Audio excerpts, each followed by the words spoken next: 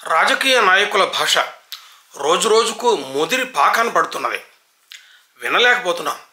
సభ్య సమాజంలో మామూలు మనుషులు విడిగా కూడా ఇట్లా మాట్లాడరే, నాయకులు ఇలా ఎందుకు మాట్లాడుతున్నారు అని చెప్పి అనిపిస్తూ ఉన్నది. ఇటీవలి కాలంలో ఒక గమ్మత్ ఏంటంటే బట్టలు ఊడదీసి కొడతామని అంటున్నారు. సాక్షాత్తు ముఖ్యమంత్రి బట్టలు ఊడదీసి పరిగెత్తిస్తానని చెప్పి అసెంబ్లీ సాక్షిగా అన్నారు.